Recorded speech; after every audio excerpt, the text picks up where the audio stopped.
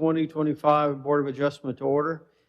There are a few rules that I need to cover, but first I would ask that any of you that have these on, turn them off or silent so we don't have a disruption, including our board members. So let me go through some of the basic rules of the Board of Adjustment. First, as an item on the agenda is called, the applicant comes to the podium, give us your name and address for the record. And as you're making comments or your statement to the board, I'd ask others in the audience not to disrupt or make comments during that presentation. The applicant will have 5 minutes, and then when it comes to the last minute of their time period, the warning bell will be given to help them summarize their statement. I have the luxury to extend if I think we've interfered with their statement or asked questions and their time's been interrupted. And then you'll have opportunity for three others to speak on that particular application in support, and then we'll allow 4 in opposition. If there are a number of people here that would like to speak in either favor or opposition, pick your best 4 is the way I put it, so that we don't have to have a delay and you're trying to decide who's going to speak on an application. Then the applicant will have a 2-minute time period for rebuttal.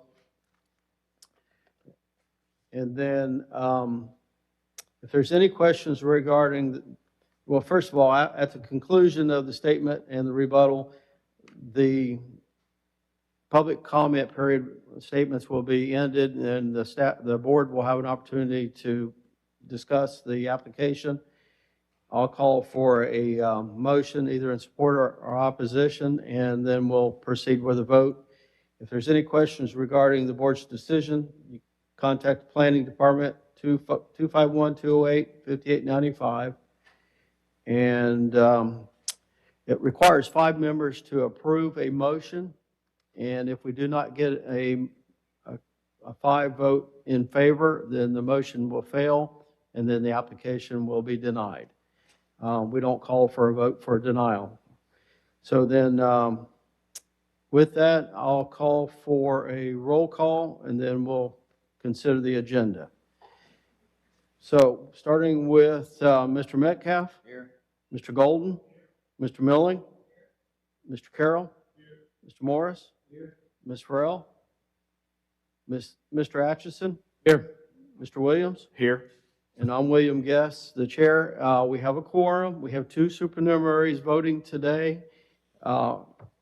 And if we have a recusal, which I've been notified, we'll have at least a recusal on 2 applications, 1 special exception and 1 application. The supernumerary will vote at that time. So with that, we have a quorum, so we'll proceed with the consideration of the agenda. Chair, entertain a motion for approval of the agenda. Motion to approve the agenda. Motion to approve. Do I have a second? Second. I have a second. Any further discussion? All those in favor say aye. Aye. Aye. Agenda is approved as presented.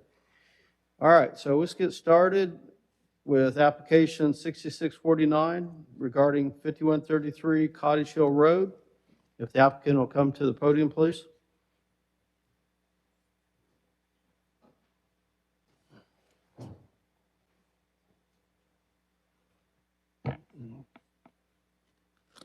Good afternoon. Your name and address?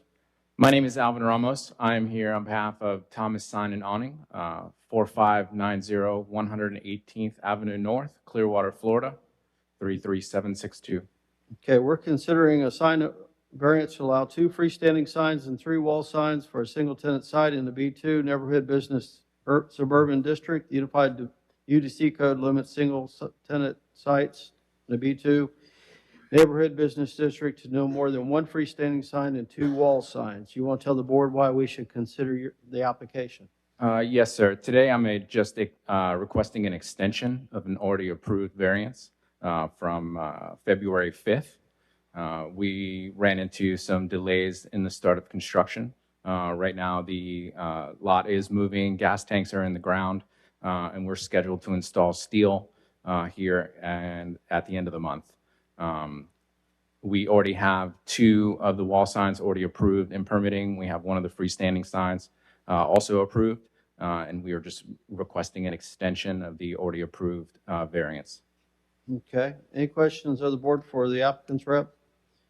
Once again, this is an extension of a previously approved variance request.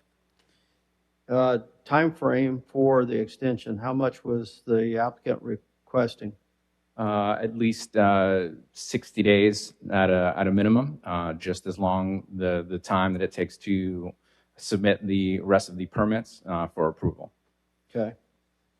All right. Do we have anyone that has submitted any public comments regarding this application? No, sir, we do not.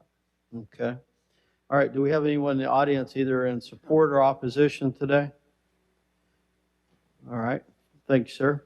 This will conclude our public hearing regarding the extension. Chair, entertain a motion. Motion to approve. Time period, 90 days. 90 days. I have a motion to approve the extension with a 90-day time period. Do I have a second?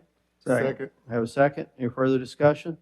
All those in favor say aye. Aye. Aye. Anyone opposed? Okay, motion carries. Application 6669 regarding 5399 US Highway 90 West. The applicant will come to the podium, please. Your name and address, sir. Hey, good afternoon. Jacob Franklin, 11 North Water Street, Mabel, Alabama. Okay, and the request is a variance to allow a dumpster located within 25-foot setback within a B3 Community Business Suburban District Unified. UDC does not allow it within the 3-foot in height, anything within 3 foot of height to be within that setback. You want to tell the board why we should consider this? Yeah, this is also a request for extension. Our client is still in the process of finalizing agreements, purchase agreement with the landowner. So at this time, we realize that we don't have enough time to pursue permits, so we won't have a permit by the expiration date of next month. So really just requesting an extension, ideally a 12-month extension if possible. If not, the standard 6 months. Okay. All right, questions of the board for the applicant's rep? All right, do we have anyone that was in support or opposition that submitted any public comments? No, sir. Okay. Do we have anyone in the audience either in support or opposition today? All right, that'll conclude our public hearing regarding the application for an extension. Applicant's asking for a 12-month, whereas, I don't know, is 6 months really standard? 6 months is the standard, yes, sir. Okay. All right, thank you, sir. Thank you.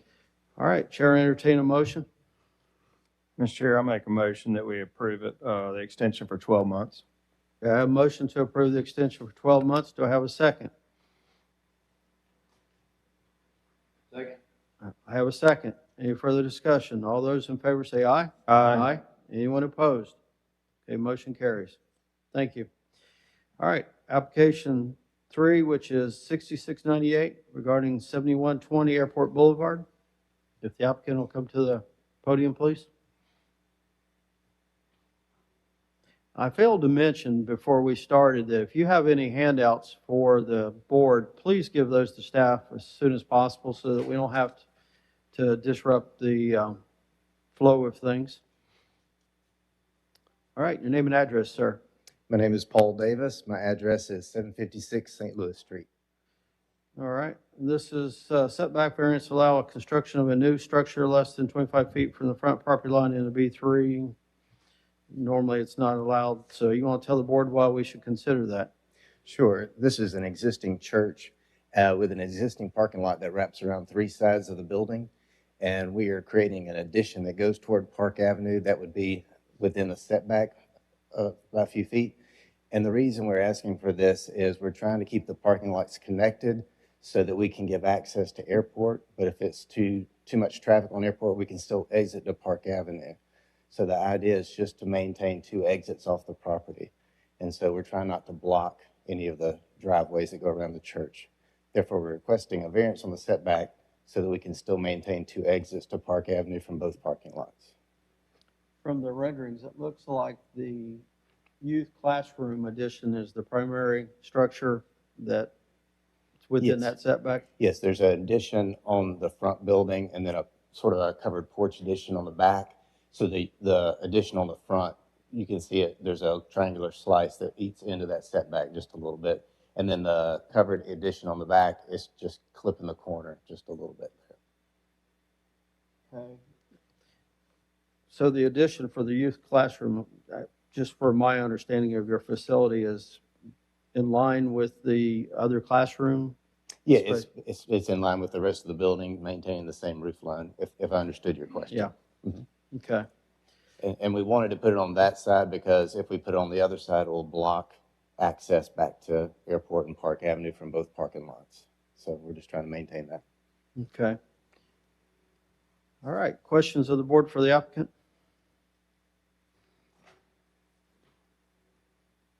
Okay. Do we have anyone in support of the application here today that would like to speak? Anyone in opposition? All right. Do we have any comments, public comments? No, sir. All right. And my understanding is the applicant's trying to preserve access to two different primary routes, the Park Avenue and the airport. Is your justification as a hardship? Yes. Okay. All right. Once again, any other comments, questions of the board? All right. Thank you, sir. That'll conclude our public hearing regarding this application. Chair, entertain a motion. Motion to approve. I have a motion to approve. Do I have a second? Second. I have a second. Any further discussion? All those in favor say aye. Aye. Anyone opposed? Okay, motion carries. All right, proceeding along. Application 6699, 4585, 4969 regarding 6710 Old Shell Road. If the applicant's rep will come to the podium. This is regarding the American Tower Corporation. Is the applicant here today? All right. Have we had any communication with the applicant? We have not heard anything from them. Okay. Do we have anyone here either in support or opposition today that would have liked to speak on the application? All right. Do we have public comments? No, sir, we do not. All right. All right. With that, Chair will consider a request to hold it over. Maybe there was some timing issues. Mr. Chair, I'll make a request that we hold it over to the next meeting. Yeah, I have a motion to hold it over. Do I have a second? Second. I have a second. Any further discussion? All those in favor say aye. Aye. Anyone opposed? Motion carries. All right, we're on application 5, which is 6700 regarding 316 Dolphin Street. If the applicant will come to the podium, please. And Mr. Allen, I understand you're going to step away on this one. All right, thank you. Good afternoon. Good afternoon. Your name and address, please. Mary Daffin. I'm at 5209 Woodline Drive South, Mobile, Alabama, 36693. Okay, and this is a special exception approval to allow an event venue with an occupant load of 270 and a T5. UDC does not normally allow that without a special exception, or anything over 100. You want to tell us why we should consider your special exception? Well, the space was originally, at one point in time, used for assembly, and then it went to mercantile, and now we're just trying to take it back to assembly. It was already used as assembly at one time, so we just ask that we be able to take it back. Okay. Questions of the board? I've got a question, Mr. Chair. With the previous assembly usage, was that a church?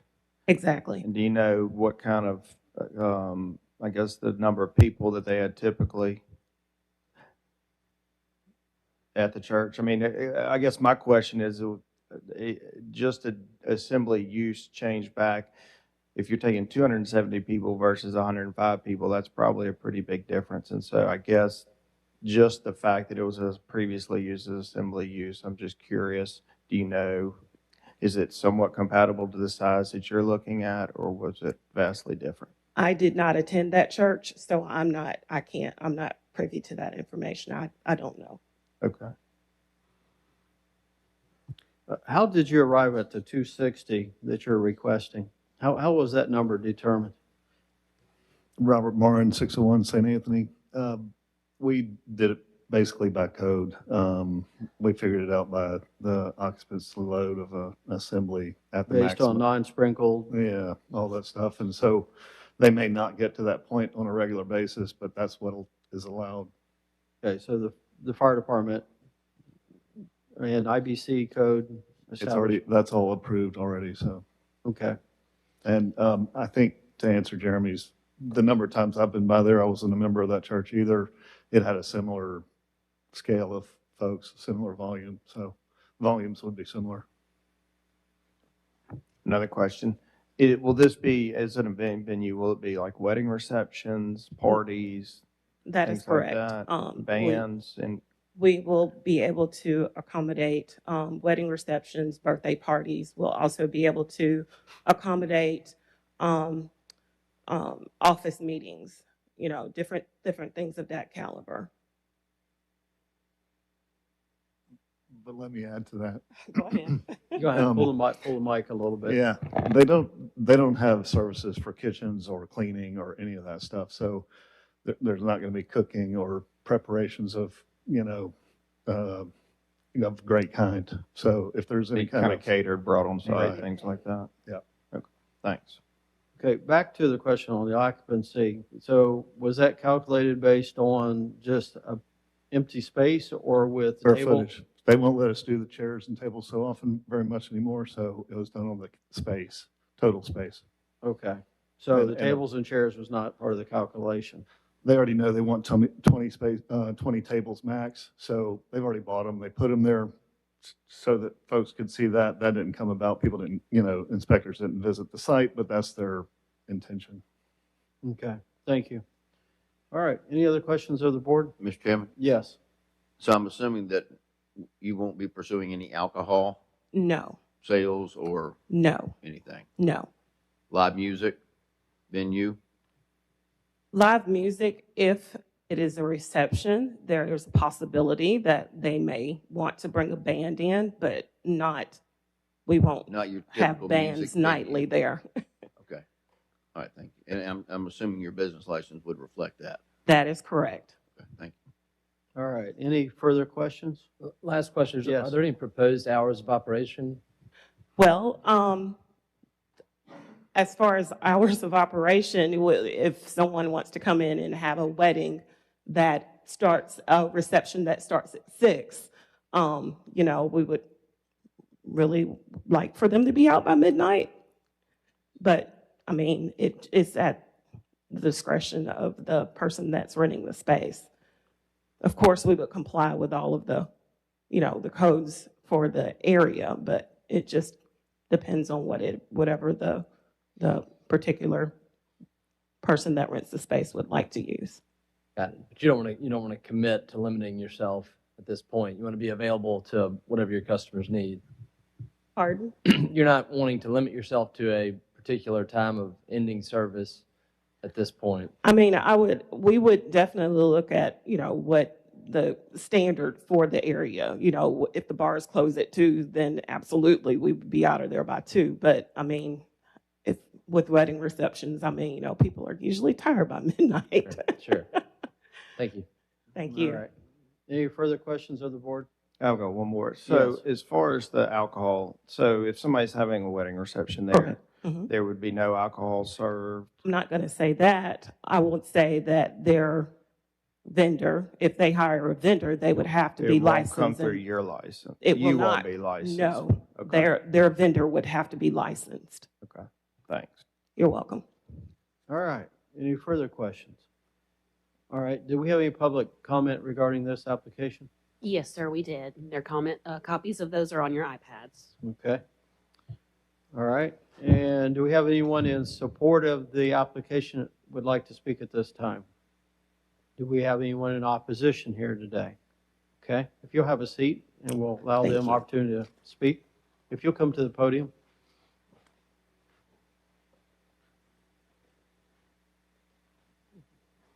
Good afternoon. Your name and address. Jean Langford, 356 Dolphin Street, Mobile, 36602. I'm opposed just for the sheer number of people that are going to be allowed here in this venue. I don't think it's not in keeping with the surrounding uses and the character of the neighborhood. The church that was there, I've been in my property at 356 Dolphin for 35 years, and that church was open on Wednesdays and Sundays for 2 hours and was always less than 100 people, always. So as far as I'm concerned, this use is way over what the zoning allows, and I don't believe it's in keeping with the use of the neighborhood. I'm saying also that I am pro-business. We just put 3 new tenants in on the first 100 block of Dolphin Street, 2 vintage stores, and now a bicycle shop. So I'm used to dealing with downtown Mobile and have for 40 years. So this is just something that I truly believe is going to throw things out of balance. The alcohol issue, she's not going to have a vending license, then okay, but the hours of operation are concerning to me. I think that there should be stated hours, and I think that should comply and have somehow complicity. I still believe that the numbers are not in keeping with what we have, and I believe that there are better uses for the property, or that they can take it back down to 100, have what they need, and blend in with the neighborhood properly. But I'm definitely not somebody who wants to worry about police or anyone else calling the police for people that are out of line, that stay too long in an area that can't hold that many people. There are a lot of other venues, the church, and you've got the Sanger, and there are other things that will compact parking issues and be somewhat of a problem from time to time, not saying every day. But I think that the 2.5 times the allowance of people here is just not in character with the neighborhood. I appreciate your consideration, and I thank you for your time. Okay, hold on a second. Any questions of the board? All right. Mr. Metcalf? No. Okay, thank you. All right, do we have anyone else who would like to speak in opposition? All right, if the applicant wants to have opportunity to provide a response, they're welcome to come back to the podium. Okay. All right, with that, I guess that'll conclude our public hearing regarding the application. This is a special exception. There are 12, my understanding, 12 criteria in which we're supposed to, findings of fact, we must consider as part of this. If the board will review those and make sure that they're in agreement with those as they make their motion. And yes. Could I ask the staff a question? Yes, please. When Buzz Jordan was doing, they a couple times, I guess, was it 400 Dolphin Street, the one right to the west of the cathedral? Yes, sir. Do you remember what number? Because I know that was turned down at least twice, I believe. Do you remember the number of I think their initial request may have been between 700 and 900, and then they did revise it down with their subsequent applications. And that was based, again, on square footage of the building? The square footage that they had, they were going to also include, I believe, a roof deck. So that was based on the allowable square footage based on fire and building code. Okay, thanks. That is still in litigation, by the way.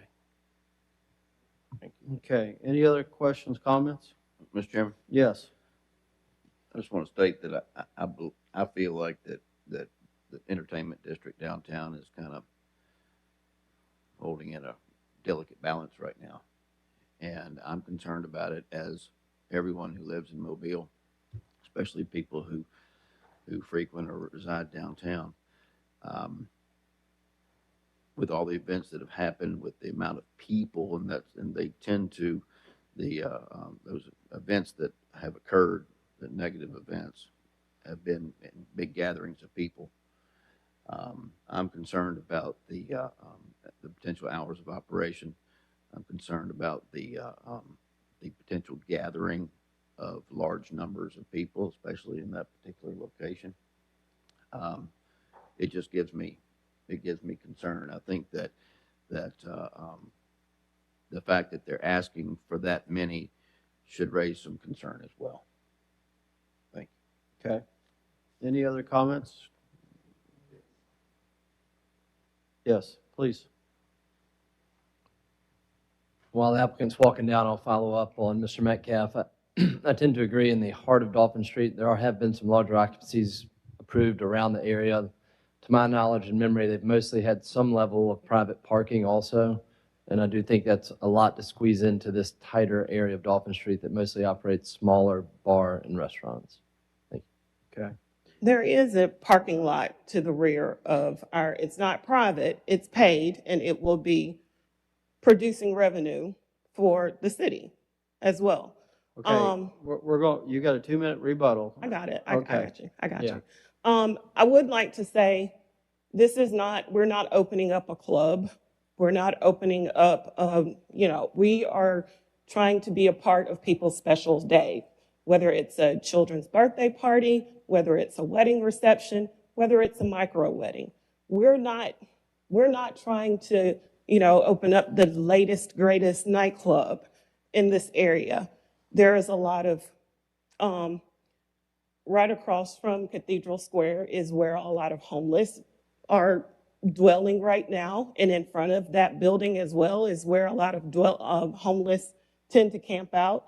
We're just trying to put a business there so that, that there's somebody there in that area. There is nothing going on right there right now. So as far as, concerned about the hours, we're trying to be a part of people's happy day, not trying to open up a nightclub or anything like that to that point. All right. Any questions, further questions from the board? All right, thank you. Thanks. All right. Sir, you got part of her 2-minute rebuttal time, so if you got anything, you got to make it quick. Oh, okay.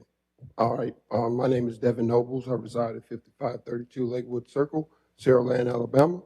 I am the owner of 316, 318, and 310 Dolphin Street. 316 sits between the 310 and 318, and if there are any issues with noise, ordinances, or anything, I'm going to be the first one to deal with it. I'm giving them the go-ahead for the use of that because of that. But if there's any issues concerning, the Heroes Restaurant is right down less than a block away, and another nightclub that have a lot of gathering of people there. So the issue with the gathering of the numbers is kind of confusing because of the businesses that are currently in that area. But that's all I want to say, that it won't be a gathering of young people because we actually have in our agreement that you must be 35 years or older to rent the unit. We will not be allowing unruly type gatherings. It's specifically going to be for wedding receptions, birthdays, or things like that. Okay. Thank you. All right, thank you. All right. So once again, this is a special exception. There are approximately 12 factors or findings of fact that we have to consider. If you will, review those as you consider this. We did have one individual that provided, or two, I should say, that had comments, public comments that were submitted. I would say my only concern, and I've tried to get clarification on this, is that when you put tables and chairs and other furnishings in a facility, the occupancy will definitely drop. And you're going based on an empty facility, which you already stated there's 20 tables and however many chairs that go with that. So that, to me, would reduce the number just based on those factors. As Mr. Metcalf said, there's other things we need to consider as we're reviewing this request for a special exception. So with that, Chair, entertain a motion. Mr. Chair, before we before we go for a motion, I have a question for the staff. Is this people count, is that in line with the square footage of the building? So the occupancy load that they're asking for, the 270, is based off of what building code requires. So building code requires so much square footage per person.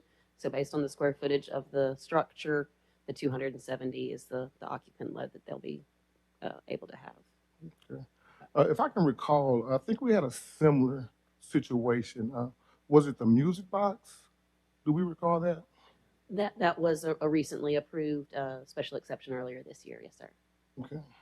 And parking was not an issue with that, I don't think, right? They did not have any on-site parking available with that location. Okay. Well, that's all. I have a question. Yes. There are certain time hours for operating businesses, certain businesses downtown. So with a special exception, the board does have the ability to grant certain conditions, including hours of operation. Typically, though, bars and such do have limited hours by the ABC board, but like I said, there is a bar I know that's operating with limited hours of operation per their variance that they had from the board. Okay, any further questions? Additional questions? Mr. Chair, can I have a question answered by the applicant? Yes.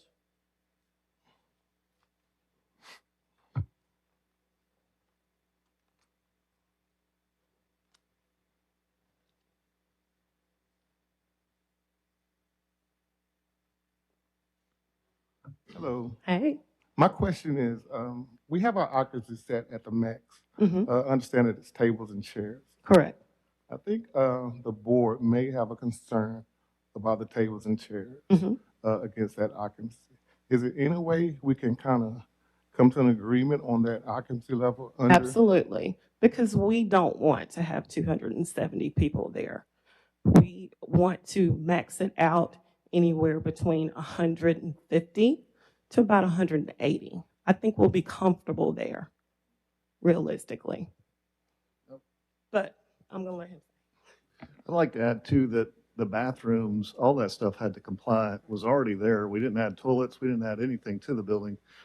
There was no work to the building except to redo the air conditioning for the occupancy load, but we didn't add toilets, and that would be an indicator that the numbers were going up from what it was previously. I just thought I'd mention that. And also, we did draw it with the tables in there, which in some jurisdictions, the AHJ will allow.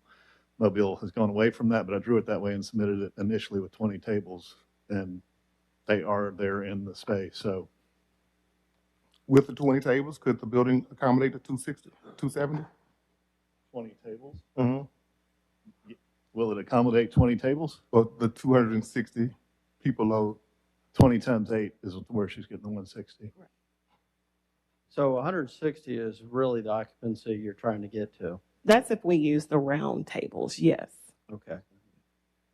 If we just use chairs, then that's different. However, more than likely, we will not. We don't want to have 270 people there. 180 sounds like a good number. Exactly. Okay.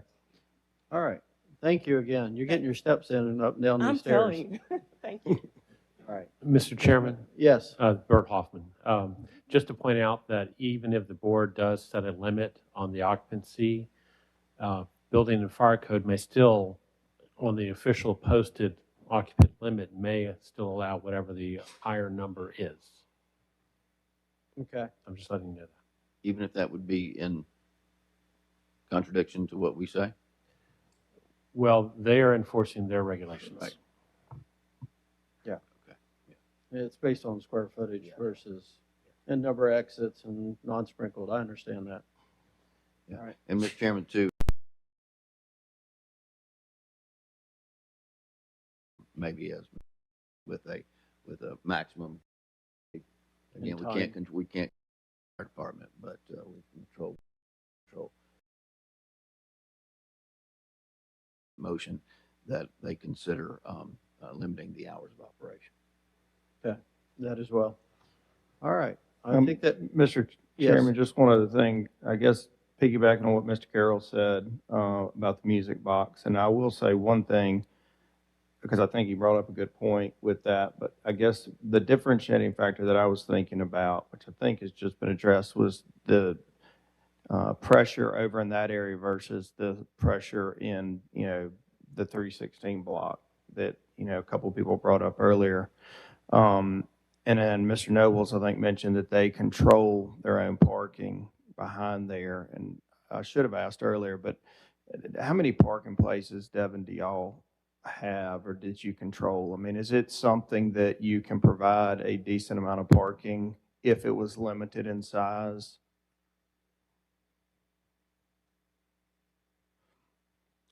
We do not own the parking place behind us. It's managed by They're Premium rentals. Parking. Yeah. And it's quite a few spots. It's close to 100 spots in the back. I don't know exactly how many. But it serves probably multiple Yes. establishments there. Yes. Okay. Mhm. Thanks. Okay, that's good information. All right, I think that'll conclude our public hearing on this application for an special exception. And I think we've had good discussion. Chair would like to entertain a motion. A motion to approve with special exceptions consideration. Okay, any limitation on the number of occupants or the hours? I'll go along with the suggestion that Ms. Carroll made. Was it 160? What was your 180. 180? Be 180. And was there a time that you would say that you'd like to see they close down or limit their hours? No, I do not. Okay.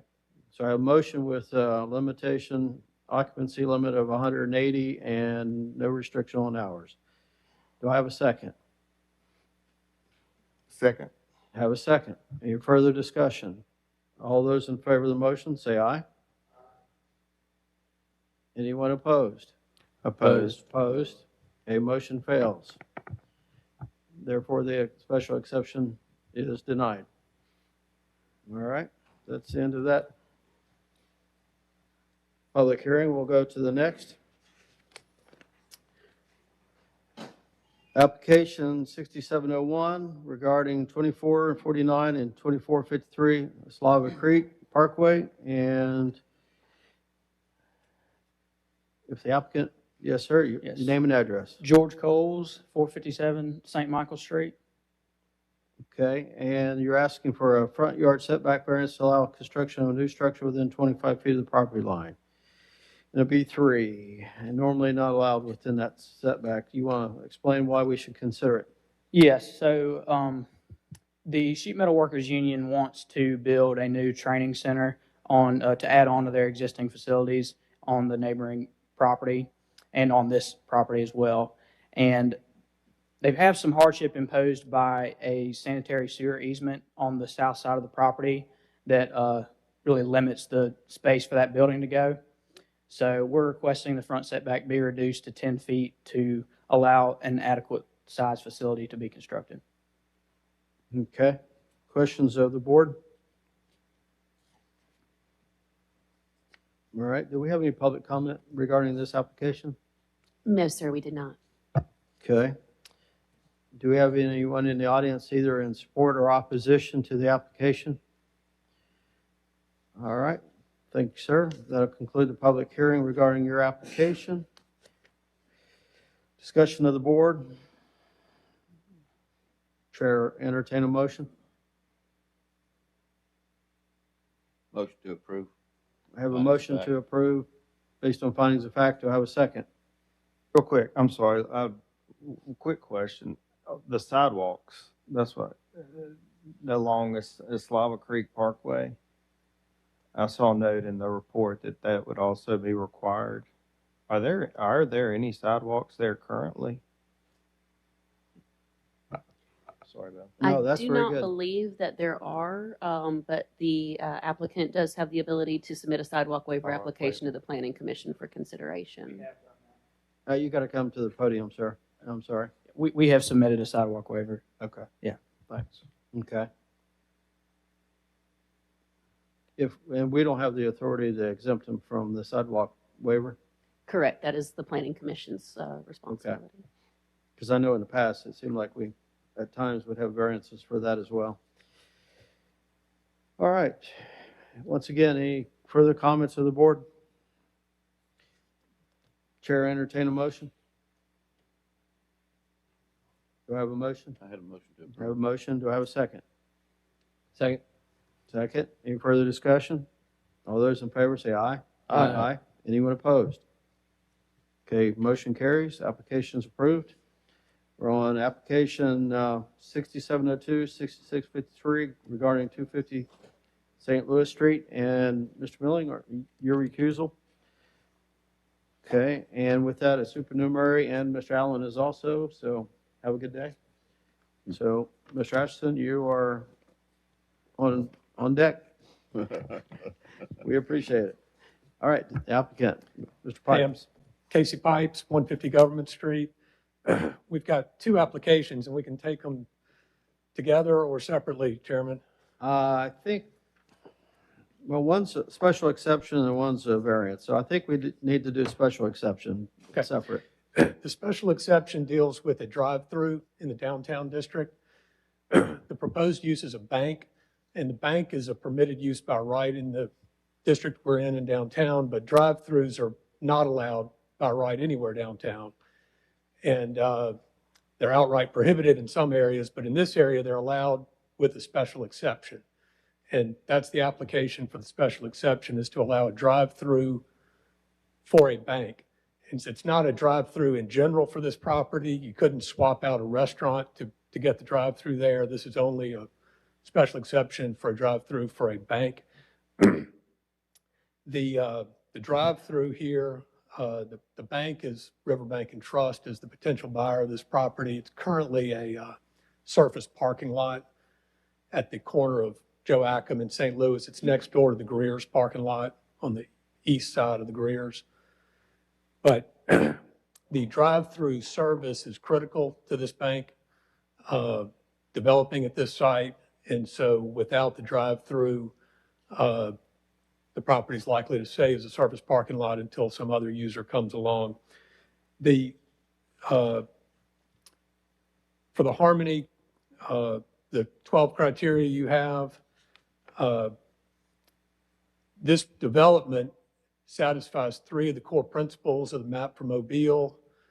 Number 3, strategic infill and redevelopment. Number 5, high quality design of the built environment. And number 6, strong downtown. What we're proposing in the design renderings and in the site plan is a high quality custom development for a bank. We're trying to cram it on the hard corner, right up next to the sidewalk where the main entrance would be sort of at the corner there.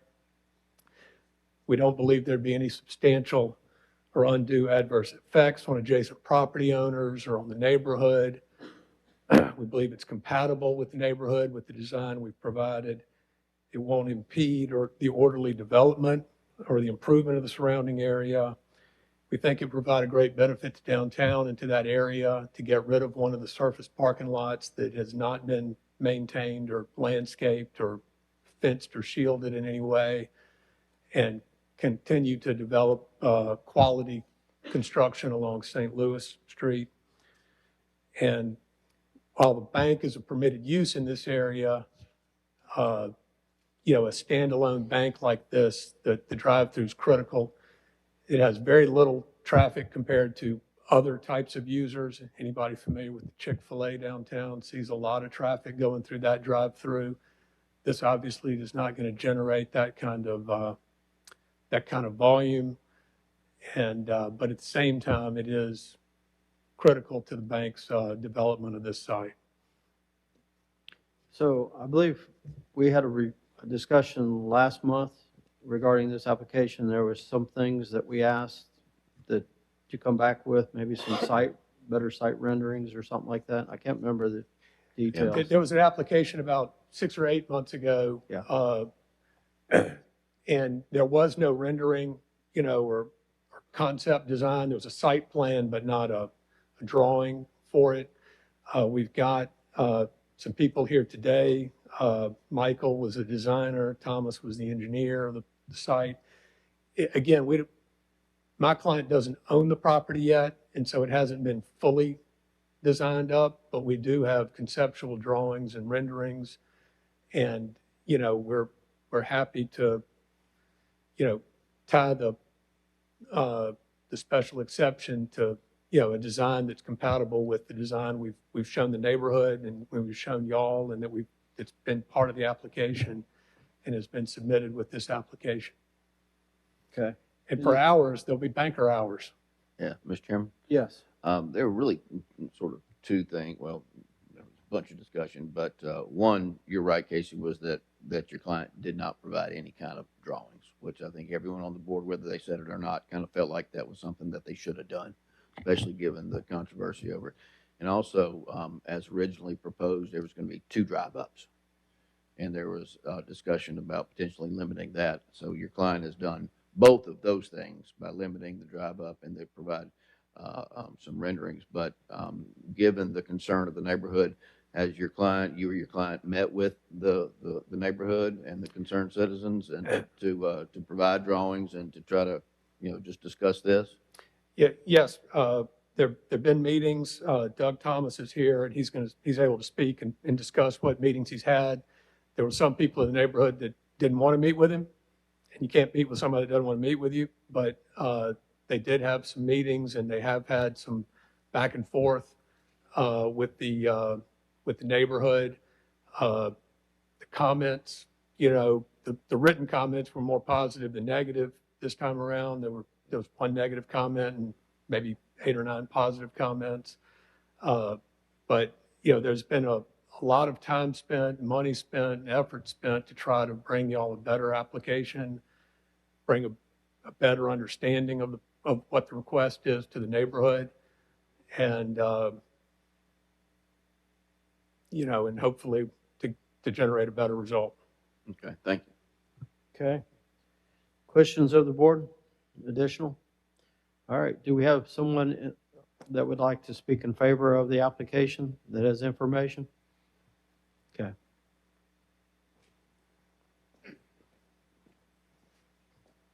Your name and address, sir. Yep. Thank you. Doug Thomas.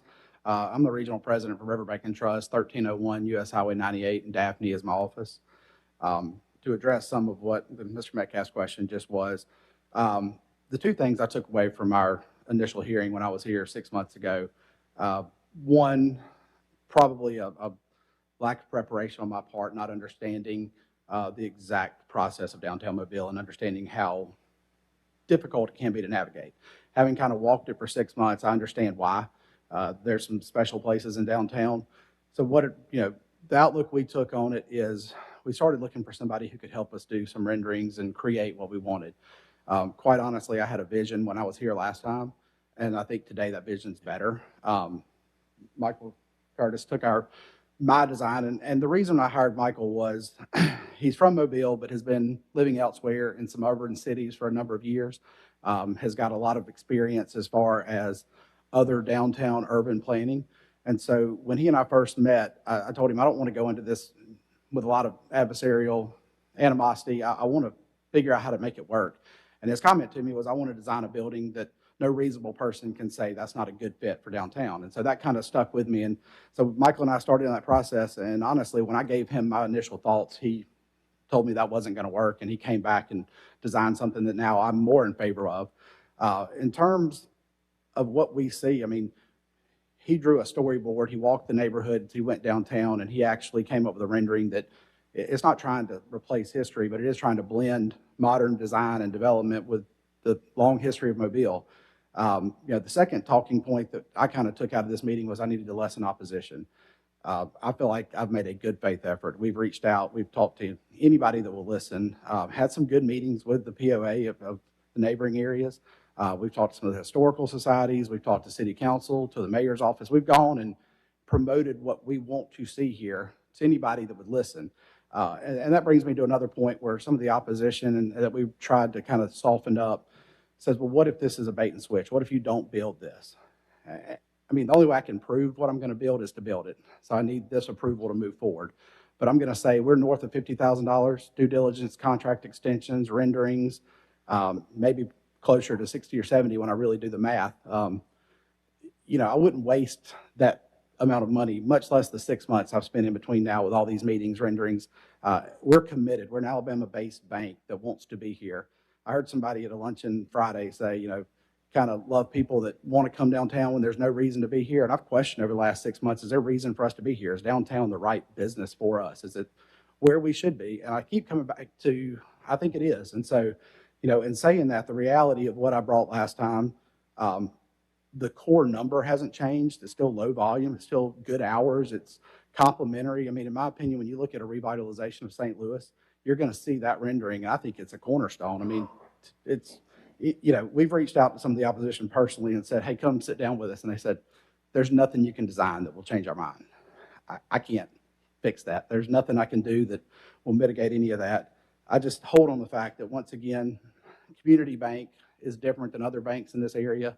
There are drive-throughs that are already permitted in downtown that don't cause issues. There's several other banks, and if you look at St. Louis in particular, I mean, it's dubbed Automobile Alley. You've got a drive-through at one end, a gas station on the other. All the development around it that has come is good. I'm not in opposition of any of it, but I think this is a complement to all of it. There's other things that have been granted that are going to come that I'm in favor of. They're going to, as I said last time, bring way more traffic, light, noise, anything about it. But all in all, I'll thank you. All right, any questions? And I have one. Please. In regards to the drive-through, did you say you had a rendition of what it would look like, but you didn't present it? Did it make it? So if you look on the screen, this is the side facing west that would have the drive-through. And so the request that we made in the drive-through was, if there's not a car sitting in the drive-through, that it blends in and you wouldn't know that it was a drive-through otherwise. No equipment, no canopy, as far as outreach and canopy with tubes that you think of traditionally. Just something to keep the rain off if it's rainy in Mobile and you're trying to use ATM and or drive-through. So single lane, and it's just really that little bit of a lean-to covering that would block you from weather elements. I see it in the drawers now. Okay. Thank you. All right, thank you. Any other questions? All right, do we have anyone that would like to speak on behalf of the applicant in support?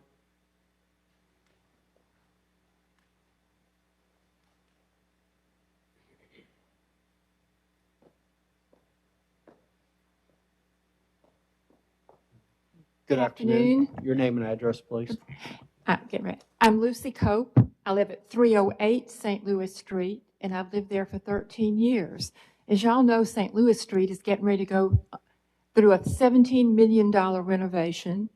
We've got 3 major residential projects coming on board, one of which will have commercial.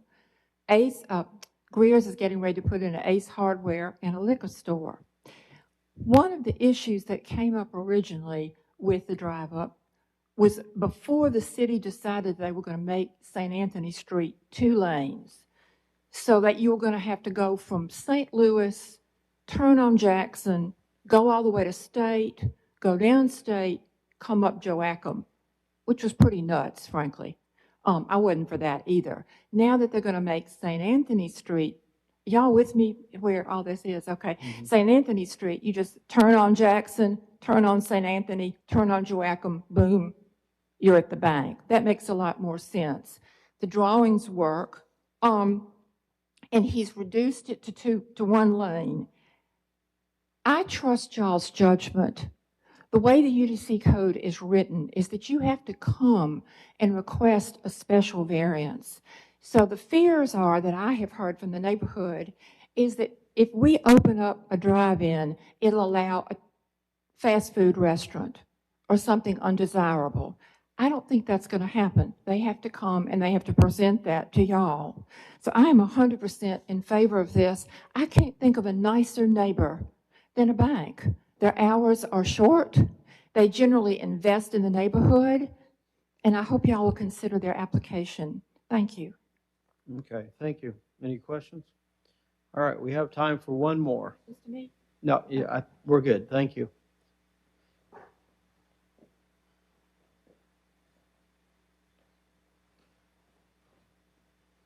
Justin Toomey, 250 Congress Street, so I'm a couple blocks away from this. The renderings look fantastic. We have a beautiful community down here in Detente Square, and I think this would be a great addition to it. I would love to have a drive-through bank. I have to go to Service First a lot now, and they have one as well already. This one looks way more appealing than that one. Simple, easy, and again, I think it's an added value to our community down here. Okay, thank you. Any questions? All right. All right. Anyone in opposition that would like to speak on the application today? The special exception request. Yes. Good afternoon. My name is Pete Burns. I live at 255 North Jackson Street. I've lived on North Jackson Street since 2013. I've owned property in downtown Mobile since 1979. I know a good bit about the community. I was on the board of the Downtown Alliance in 2012 when we commissioned Andre Duane's team to determine why Mobile was losing population. And the city of Mobile is losing population. We need to do something about it. Duane's report concluded we need to make downtown pedestrian friendly. That if we can make it pedestrian friendly, we'll have a vibrant downtown. It will feed business. It will promote the welfare of the community and add value to the commercial property. Well, he is not alone, and he was opposed to the drive-throughs. Duane, who was down here, we paid him, it seems like it was $380,000. He did charrettes. He studied the history, studied the structure, studied the employment opportunities, and came up with his conclusions. We hired a world-class expert. It was a good choice, and there's no reason now to say, well, we're going to deviate from what he said. There are times when a special exemption can be granted. That criteria is not met here. This is not in keeping with the public interest.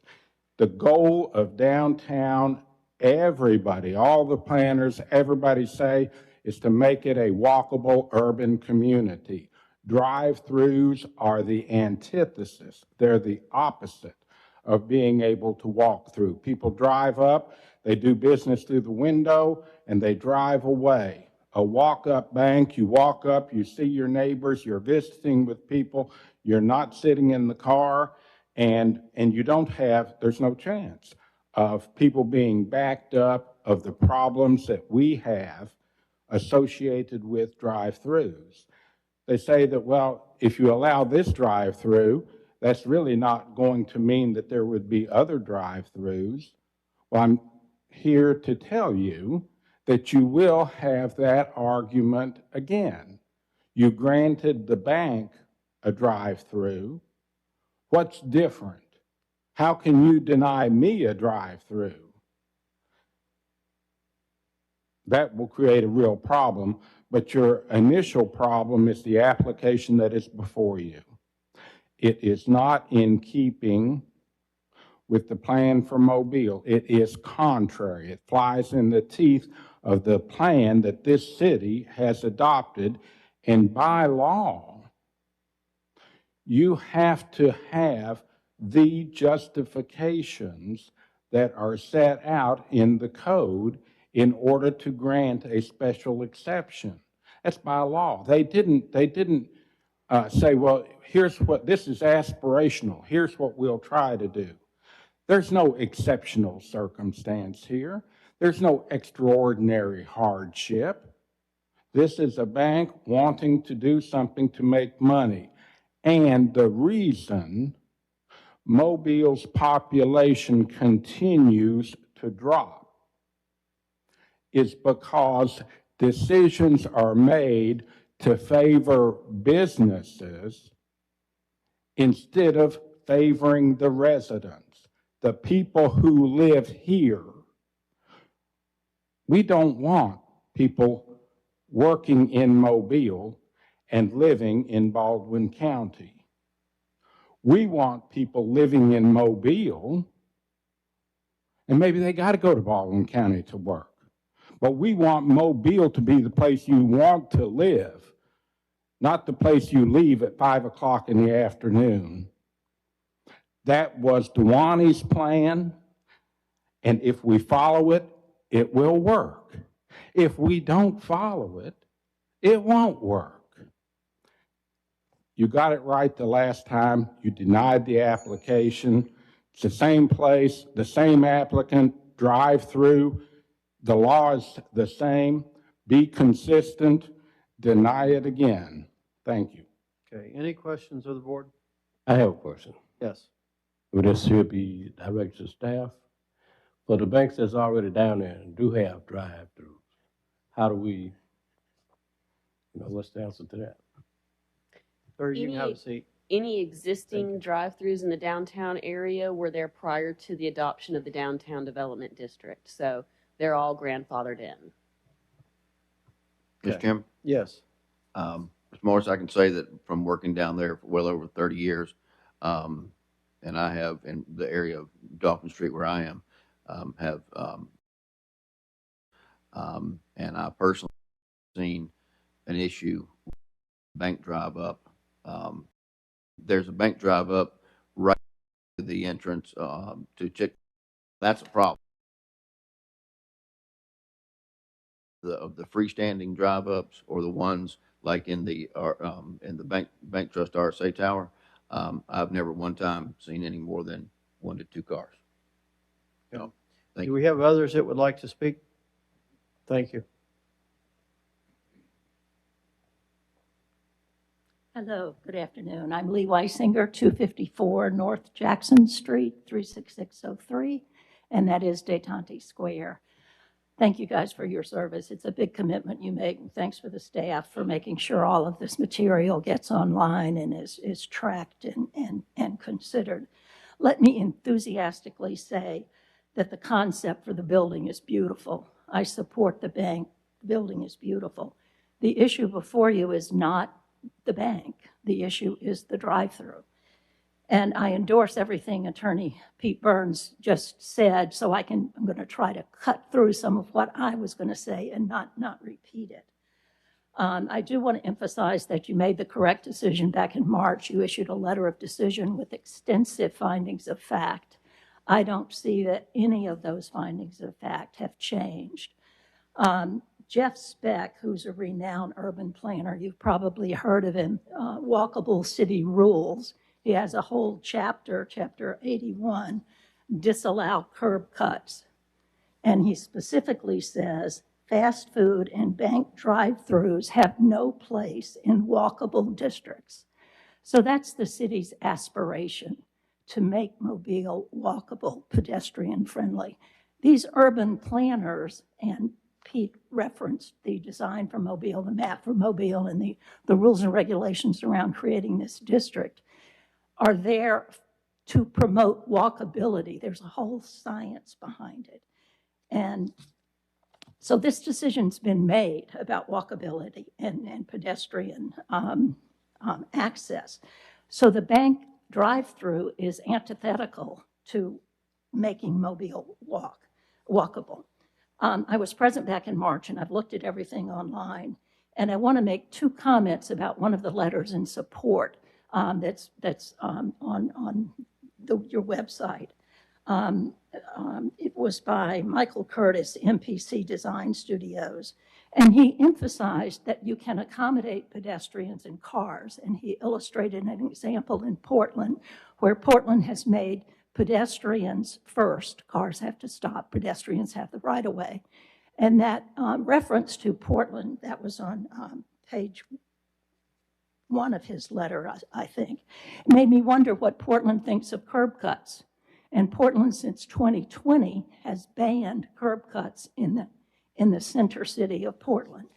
And I saw an article where existing banks that were grandfathered in are for sale in Portland. And this says many drive-through properties on the market are former banks as large financial institutions pull back on in-person banking. At the same time, fast food restaurants are in an expansion mode. And so banks with existing drive-throughs in Portland are being sold for fast food restaurants. And that's exactly the fear that we have here. Mr. Curtis, in his letter, also stresses that banks provide essential services. I agree. He likens the essential services that bank provides, same as grocery stores and pharmacies. I agree.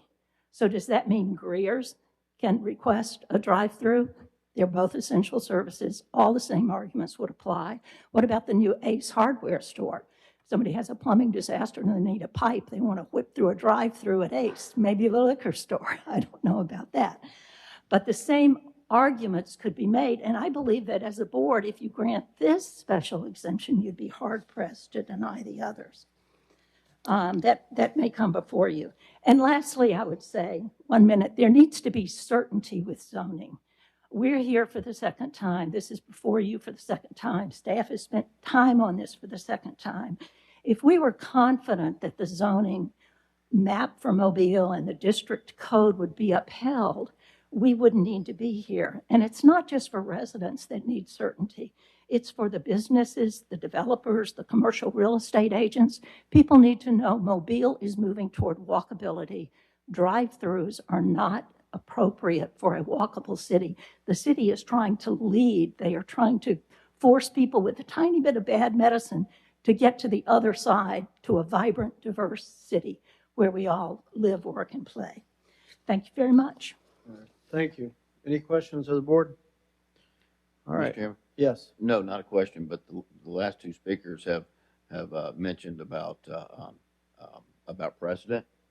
And I just want to say for the audience that this board looks at each application in its entirety, and they stand on its own merit. And because if this board grants a special exception or a variance for something, that does not necessarily mean that we are under any pressure from an additional application to approve it. Okay, thank you. All right, we have time for an additional speaker. Yes.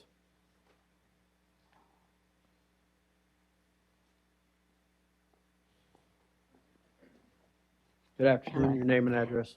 Kelly Baker, 254 State Street. Mr. Pipes said drive-throughs are not allowed. This is true. So I'm going to start by saying that 6 months ago, you all were correct. You were right in denying this drive-through. Now here we are again, and nothing has changed that would legally allow a special exception. Keep in mind, you're not denying Mr. Thomas the right to build his bank. The bank is beautiful. We're not opposed. You're simply telling him that he has not shown you any legal reasons to reverse your decision. And I will also say that I did meet with Mr. Thomas initially, and a group of us did. And when he wanted to meet a second time, I said I wasn't interested in meeting because a prettier building has nothing to do with the drive-through. We have to remember, keep our eye on the ball. This is not about the building. We would love the bank. We just don't want to drive through. So I'm going to make an analogy here. While a drive-through at a bank may seem benign, it's not. It's a beautiful building with a cancerous mole on the side. Let's just ignore that mole, you say. It's not so bad. It'll be fine People do that all the time. And the next thing you know, that cancer has spread. We cannot do for one what we're not willing to do for everyone else. Allowing this drive-through would create a very slippery slope, a cancer, so to speak. Now, what I'm about to say is very important. Are any of you all familiar with Huntsville, Alabama, where I grew up? Anyone? Well, Huntsville has done a beautiful job revitalizing their downtown area. I was up there a few months ago, and I noticed that Riverbank had a location on Holmes Avenue in downtown Huntsville. So knowing I was going to have to come back up here and speak again,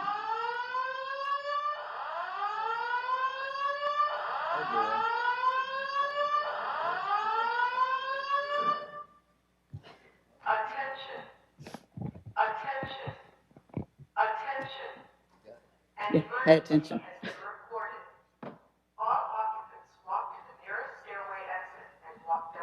Mwah. Well, that was good timing. Mr. Chairman.